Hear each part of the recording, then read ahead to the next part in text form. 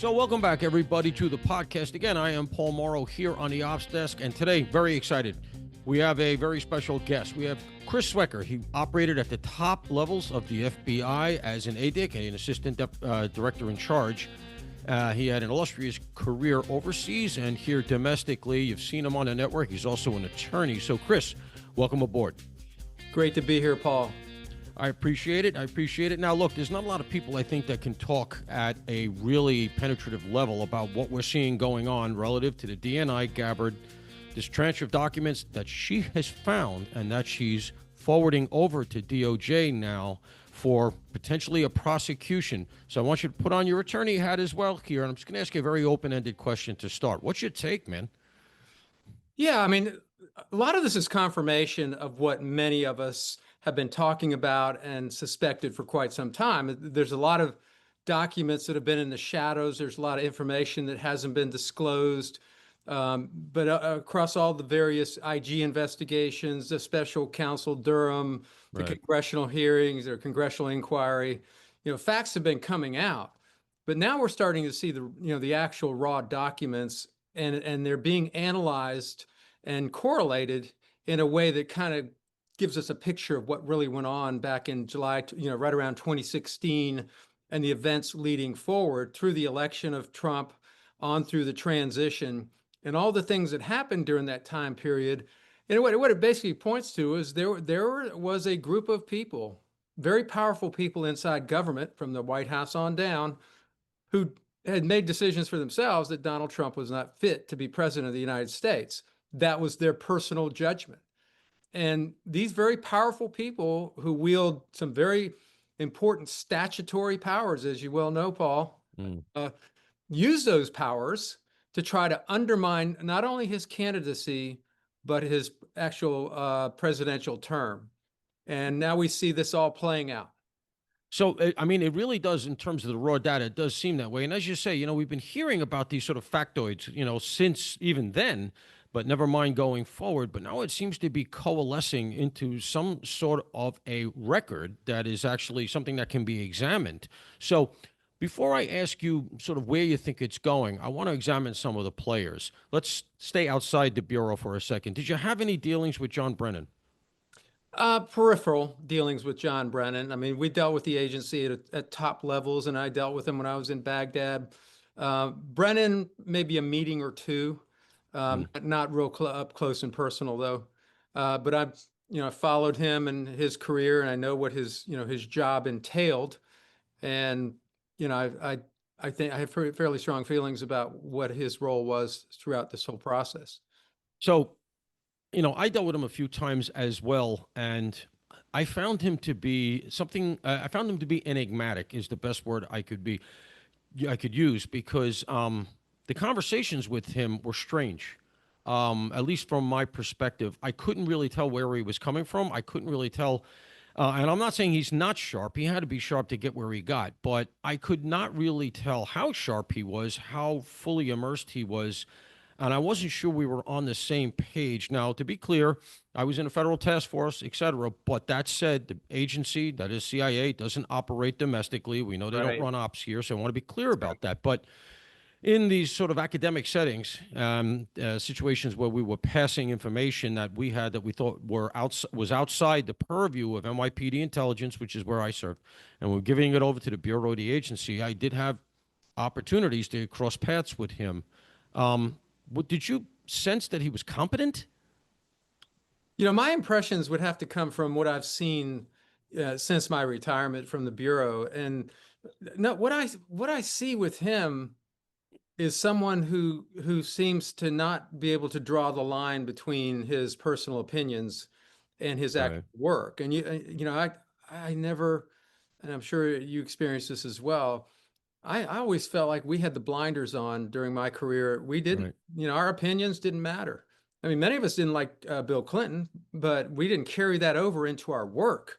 Right. And we checked it at the door. And in fact, if we had displayed any type of bias in one way or another, we've been called out on it very quickly. And as I rose up the hierarchy of the FBI, it became even more important to not voice your opinion. You could do it in the bullpen, and people just laugh.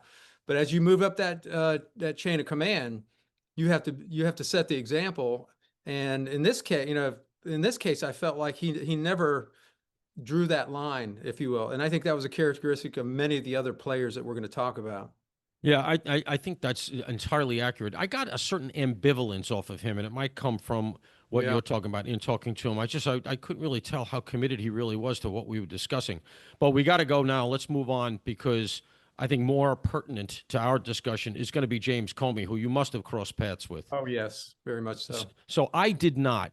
Just full disclosure, when I was working, I believe might have crossed, and we might have coincided here in New York when he was U.S. Attorney, but I was not at a level at that point where I would have been dealing with him. But you would have been in the arc of your career. So what was your take?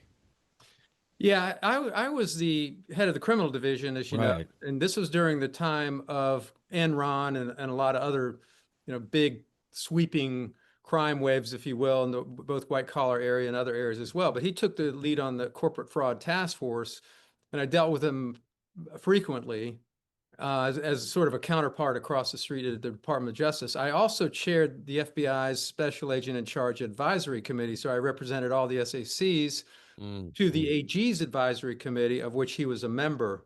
So I dealt with all the top U.S. attorneys, and he was the big dog, if you will, with the Southern District of From Southern and all that, yeah. yeah, SDNY, they're sort of the sovereign district Sovereign of New York. District, as they call them, yeah.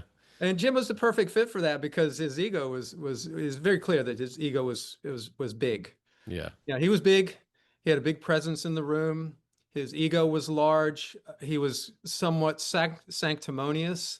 Yeah. And I felt like, in the same way I felt like with certain other top level DOJ executives, that they looked on agents and officers and detectives as sort of the hired help, Right. needed a lot of guidance, and they were the sort of the puppeteers, the overlords who who really ran the show. And we, of course, we bristled at that, and I often pushed my supervisors and agents and SACs to push back when U.S. attorneys tried to take control of investigations. Under Comey, they really tried to take control of investigations, and it was a constant push-pull there.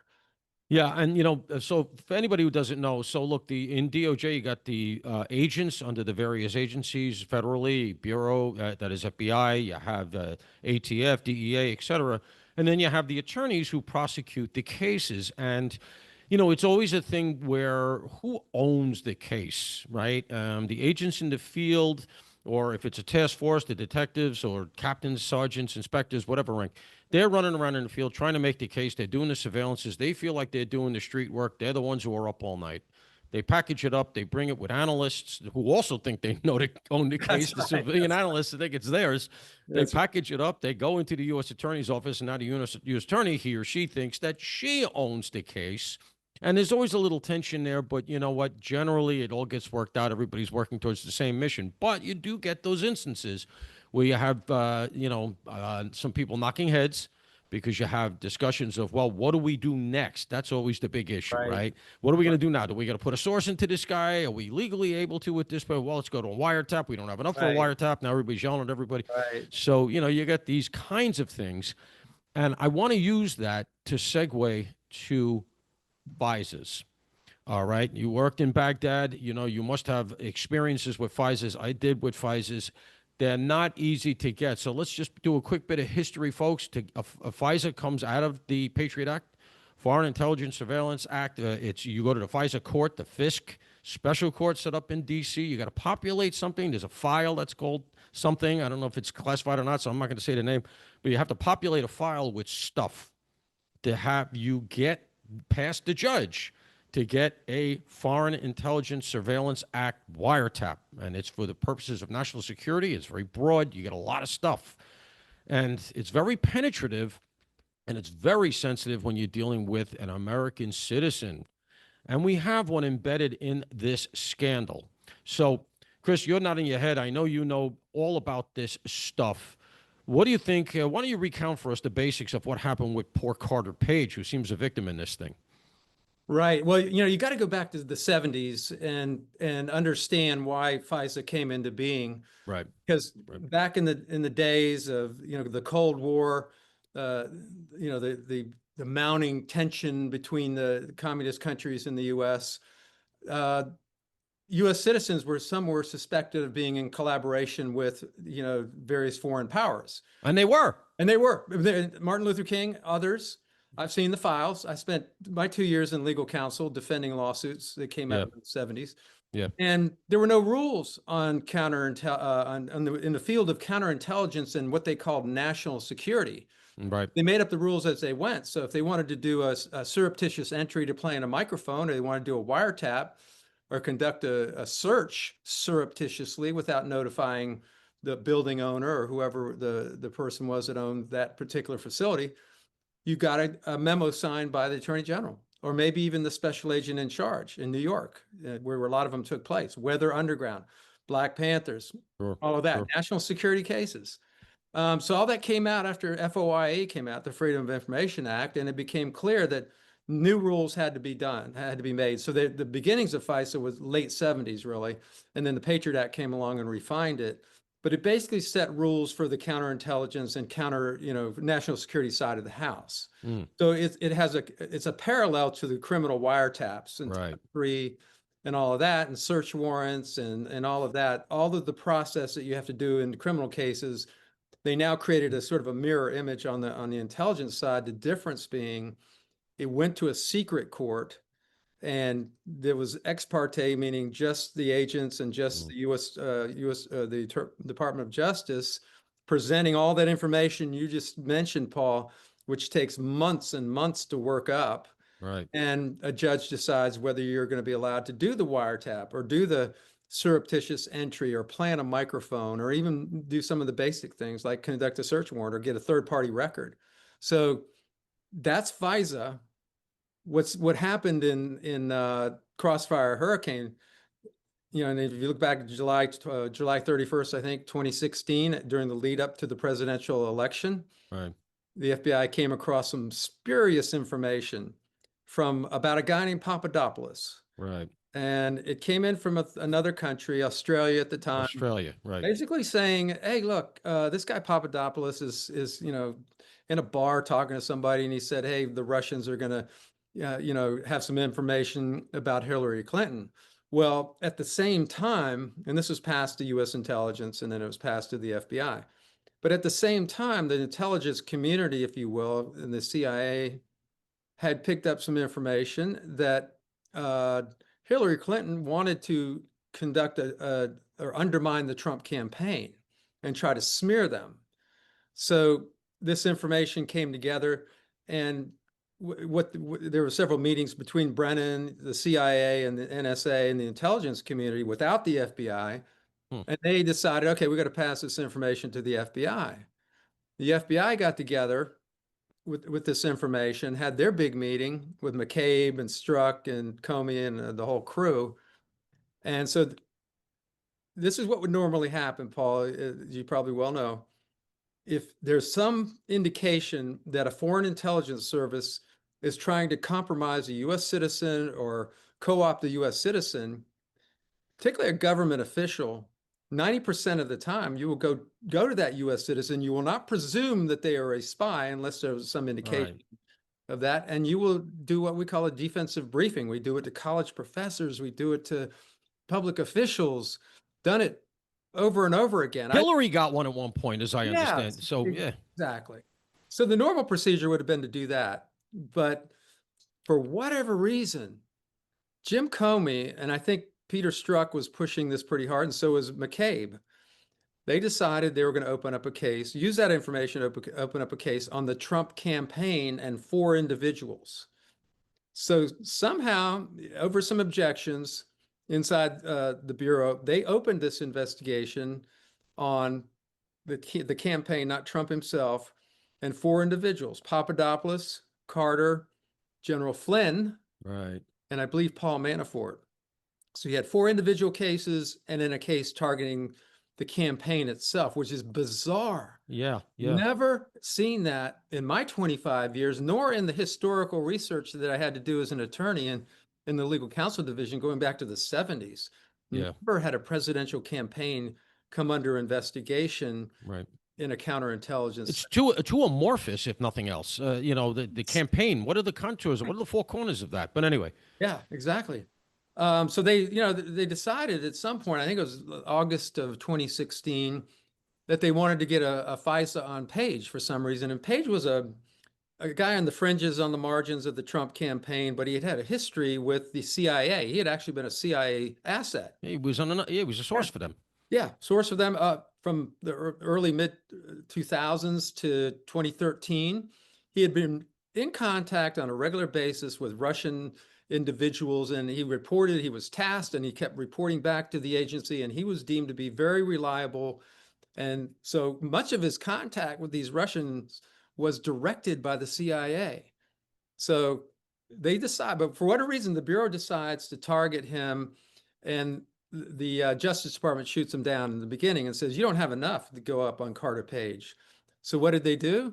They went, dusted off this document, what we now call the dossier, Mm-hmm. that a guy named Christopher Steele had prepared. He was hired by a former Wall Street Journal reporter by the name of Glenn Simpson, who I know and had dealt with from time to time as my position as AD. He reported for the Wall Street Journal at the time. And he was hired by the Hillary Clinton campaign. So he was the guy that was hired to dig up dirt on Hillary Clinton and her campaign.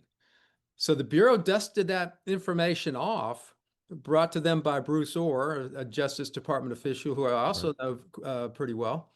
And they decided, okay, this is what we need to get it over the top to get the Carter Page FISA. And they took that information to they worked up all the information, took it to the DOJ, omitted at least, I think the IG found 7 material lies Right. and omissions and misrepresentations that led to 17 errors in that initial FISA and some of the subsequent renewals. So they took this unverified dossier. And one of the most important things they left off from their probable cause, their statement of facts, was that Carter Page was a CIA asset. That he was a friendly. And that was the linchpin, I felt, Right. of the real malfeasance here, because as you Yeah. recall, I'm sure, the FBI attorney, Kevin Klein, what is it, Klein Smith? Yeah, Klein Smith. Yeah, yeah. Changed a key term to say, Right. essentially, no, he's not a source. And Kleinsmith consequently gets fired, loses his license, gets it right back in short order. He sails off into the sunset with no harm, no foul. And meanwhile, they're up on Carter Page all that time. And the Steele dossier itself turns out to be pretty bogus, and it almost seems like now full disclosure, Steele worked for MI6, right? He was Right. a source At one time, yes. at one time, right? So he was now like somewhat of a witting source, but on his team, you mentioned Bruce Orr, on his team was Orr's wife. Right. So, Right. this is the kind of conflict And of interest. God help us. Bruce Orr was an organized crime attorney over at DOJ. I traveled with him. I dealt with him. He had no business sticking his nose into counterintelligence matters, let alone, being the conduit for his wife, and became a conduit for the Clinton campaign, essentially, to get this dossier into, in front of the FBI. So, there's a myriad of things that are wrong with how the FISA got up and running, how the investigation itself got up and running. And what happened, and I'm just supposing here, but I know the Bureau real well. At the higher levels, especially McCabe and Strzok, they had it in for Trump. I mean, I hear that McCabe would sit in meetings and just run him down, up one side and down the other. Yeah.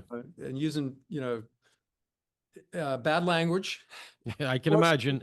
Look, they knew they couldn't control A him. lot of names, yeah. And McCabe was in charge. He was deputy director. Yeah, he was big job.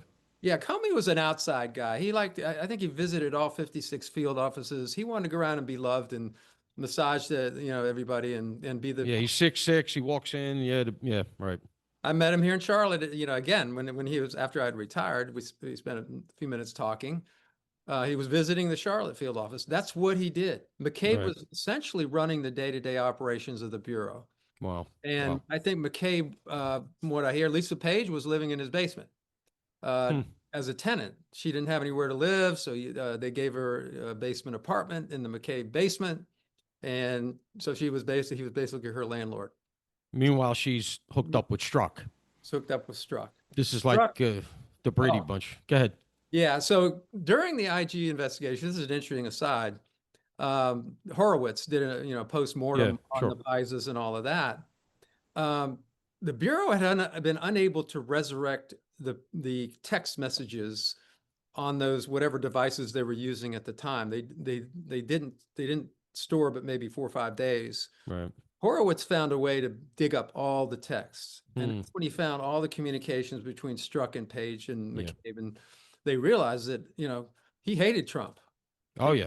they could smell the Trump supporters. We'll stop him. Yeah. Don't worry. Yeah. I'm witty insurance. He used a term like that. Yeah, they were right out there, unbelievably unguarded for acting FBI agents. My God, I mean, I used to scream at my guys, and I didn't have to because they knew, but they got the message. But there was a big case in New Jersey, which you may or may not recall. It was an earthquake in our world. I don't know if you were still working, and the agents they had taken down a mayor in New Jersey who was like a wise guy. He was connected. He may have made guy, whatever the hell. Yeah, And they were a lot of texting mayors in New in court. A Jersey. lot of mayors in New Jersey, yeah, but they were texting in court about the source. The source was testifying, and they were testifying in court. Somehow or other, the defense twigged to this, and they got it in. They blew the case out, and the case they had to drop the charges because a lot of what they were saying was pejorative, seemed to be indicia of maybe they had led. I think, in all honesty, they didn't do anything wrong when they were investigating the case. It was just the way it looked, and they knew we can't go forward on this thing. That was in a strange way a good thing, at least sitting where I was, because I was able to waive that to say, guys, anything you do, even on your private devices, it's retrievable. And even at that time, the tech was a little bit new. You were used to your BlackBerry, let's say, but you forgot that it's going through a central server that very well may be storing it. I throw my BlackBerry in the river. That doesn't mean it's gone. Right. And it looks like that's what happened here, with Horowitz, and all of that stuff came out. So now I got to ask you this. You know both sides of this very well as law enforcement, but as an attorney. Where does this go now? Because we obviously have a statute of limitations issue, but then again, Brennan may have committed perjury in Congress, testifying in committee under oath. You also have the possibility of some sort of a continuing conspiracy. Now, I find that to be a reach, but this is where you import the big dog, the big name, Barack Obama. And I think that's what's getting everybody's attention now is that Obama might be implicated. What's your take? Yeah. So, this worked a lot like, I hate to draw this analogy, an organized crime family would operate, or any kind Sure. of criminal enterprise. The big guy kind of sets the tone at the top, and he kind of lets people know what he wants, but he doesn't get caught doing that, direct, I want you to go out and do that, Right, B and D. right, right, It just sets the tone at the top. And, okay, I want to, we should do an assessment on the Russian interference. That's all it takes. right. And then it filters down through the ranks. And then, of course, it gets down to the Kleinsmith level and the agent level and the Struck level. And that's where all the sausage is made, right? In terms of Sure. the investigation itself. And they know how to get the So, message. The agents get the message. right. What's the So there, term, right? Shit rolls downhill. We all know. Yeah. and there's so much judgment wrapped up in opening an investigation, for example. You can take the same set of facts and you and I can just, No question. work with it, and you might want it to go a certain way and I might go to certain. We can make it go the way we want it to go. Sure. And that's what happens down in the trenches there. They took that set of facts and they got the case open. Okay, now you got the case open. Then you take a set of facts and you want to get a FISA.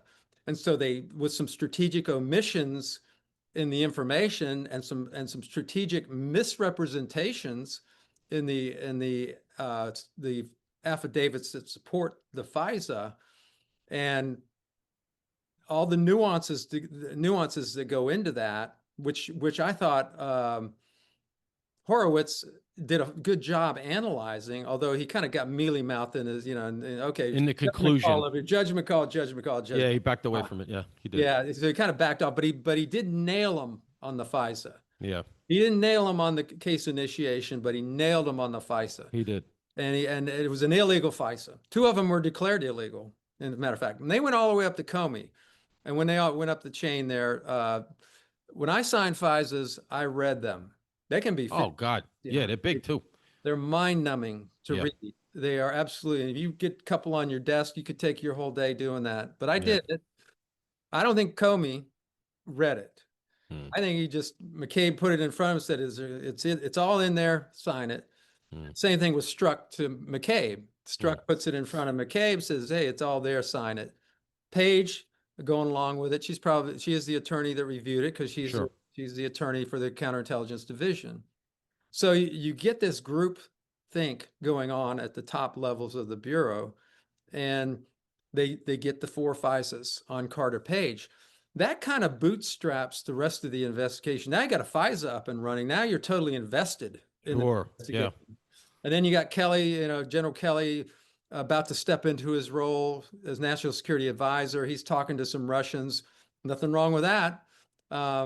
But Flynn makes a couple of phone calls they yeah, don't did I like. say Kelly? I'm sorry, I meant Flynn. Right. Yeah, Flynn's talking to a couple of Russians contacts. That happens all the time. Happens all the time. For sure. Manafort, they think is directing Page, but they go off in a whole different direction with Manafort. Papadopoulos goes nowhere, but it all comes together to be Crossfire Hurricane. Right. It gives them the opportunity to just dig and dig and dig and dig, and it goes nowhere Right. until May of 2017 when Trump fired Comey. Right. And then they open up, then it's a referral to the special counsel Mueller, my former boss, Right.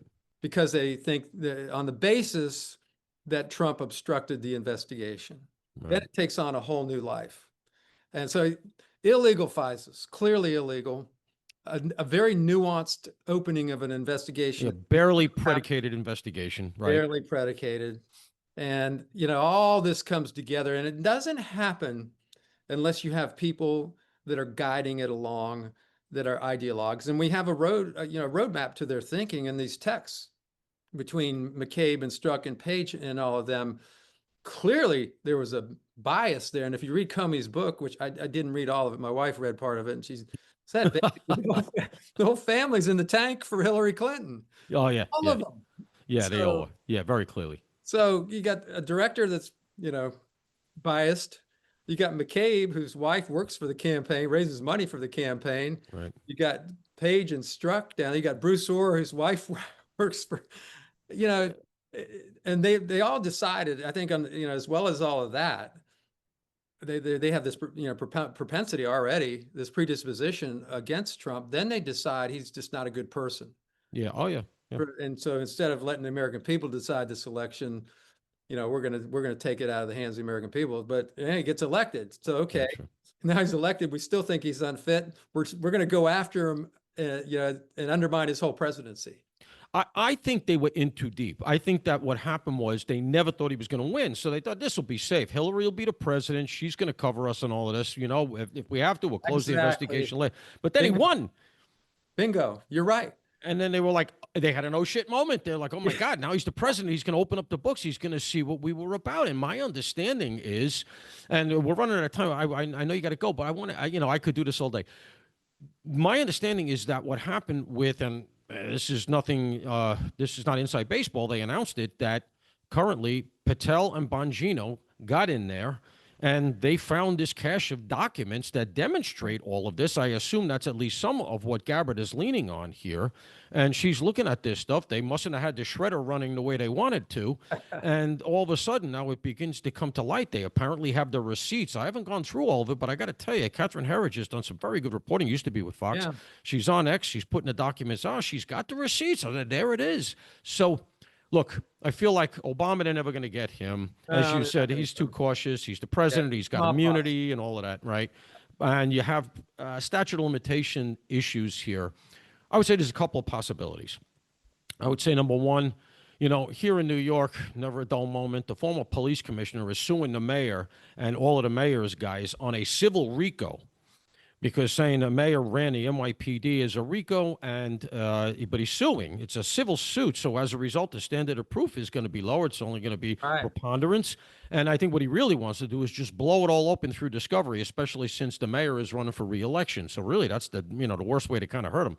Interesting. And I'm wondering here, and it's just an idea I'm throwing at you, but look, they got a statute of limitation issue unless you can articulate some sort of ongoing conspiracy that brings it forward. And the only way I can see you can bring it forward within 5 years is to demonstrate a cover up that occurred during the Biden administration, statements that were made, including Brennan's testimony in Congress, where apparently he committed perjury allegedly.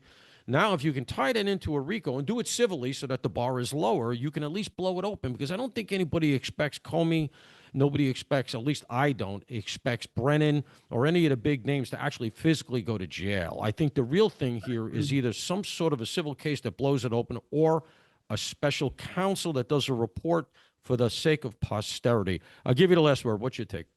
Yeah, I think there's the strong possibility for individual perjury counts um, to Congress, extended by the conspiracy theory that there's more than one person involved in this perjury and this lying. So you and I both know, as attorneys, you can extend the statute of limitations by creating a theory of a conspiracy, more than a theory, because actual charge.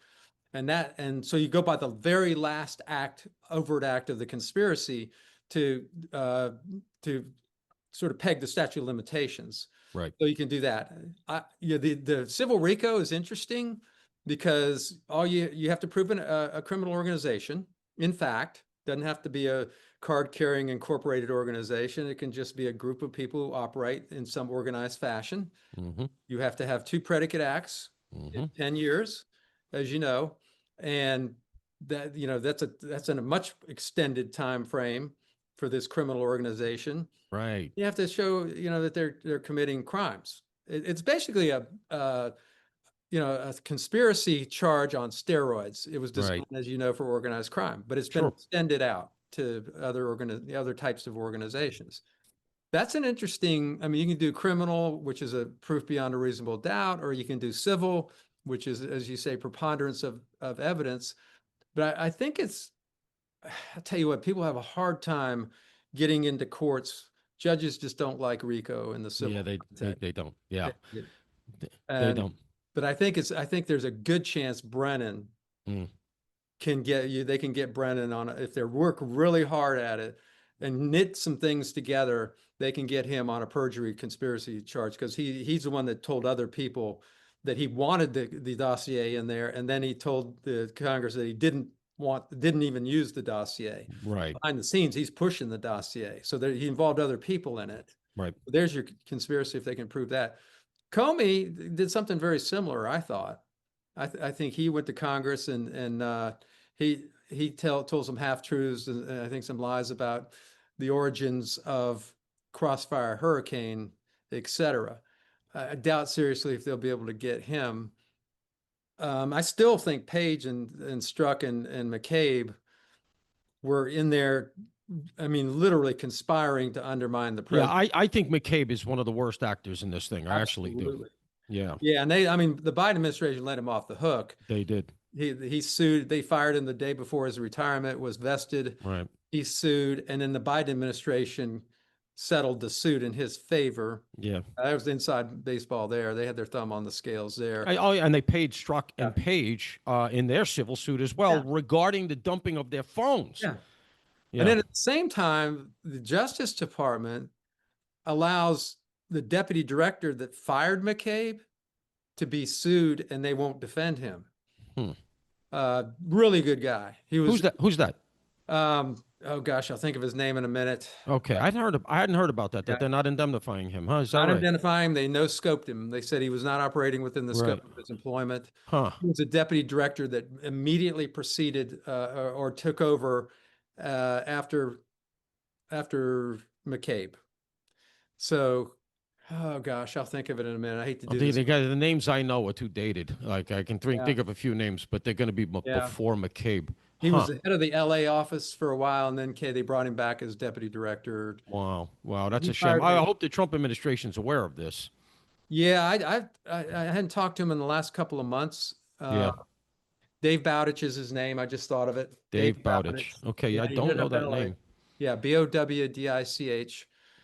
Dave was sued by McCabe and no scoped by the Justice Department. He has gone into his pocket for attorney's fees. That's a traffic. People don't realize how. I mean, like a lot of the people who had nothing to do with J6 got sued. They're bankrupt. They had nothing to do with it, and that's a whole different topic. But Yeah. And I hope. I hope. Go ahead. I'm sorry.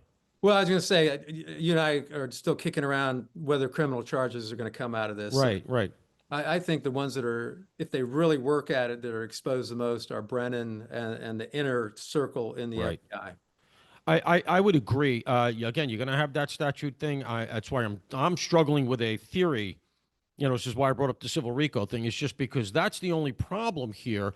And one of the things that the left is leaning on right now is they're saying, well, then why didn't you do it, Donald Trump, in your first campaign? And what people forget is all this was going on in his first campaign. He was fighting off Crossfire Hurricane during his first tenure in 2016 to 2020. Am I wrong?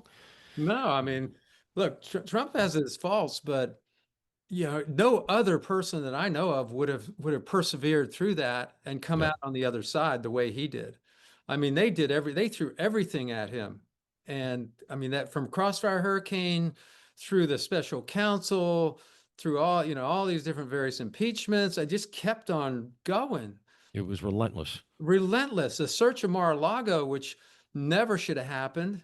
I mean, it absolutely was another judgment call there, right? Sure. You can Of search or course. not search. Maybe you have the legal authority to do it, but then let's go search Biden. Let's go do a search warrant on Biden's garage and his Corvette and his houses. And once you start going down that route and you go one way with this candidate and another way with the president, you're really in slippery, just Bad terrain, yeah, slippery terrain. Where you're a banana republic, man. You know. yeah, Well, I hope. Listen, there are people online these days who are really down on all of our intelligence agencies, right? And the FBI is both, right? It's crime and it's intelligence. The NYPD is similar. At the time that you and I were working, the NYPD had over 1,000 people doing counterterrorism. We didn't do an espionage. That was not foreign counterintel was not our right, thing. But you would bump into it, you'd hand it off. yeah, But yeah, and the CIA now, they're really I'm leery of citing polls, but they're polling very low. But I'm going to go out on a limb here and just say, folks, we need these agencies. Trust me. All true, right. Without these true, agencies doing their intelligence work,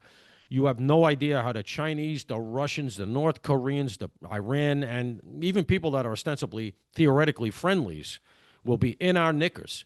And without this stuff, I'm telling you, they will run circles around us. I'm going to try to give you the last word again. I keep yeah. interrupting, but do you Well, agree? I agree. The FBI, the CIA, they turned inward and went after our president instead of going after the real bad guys. I mean, we basically got into a circular firing squad, if Yeah, you will.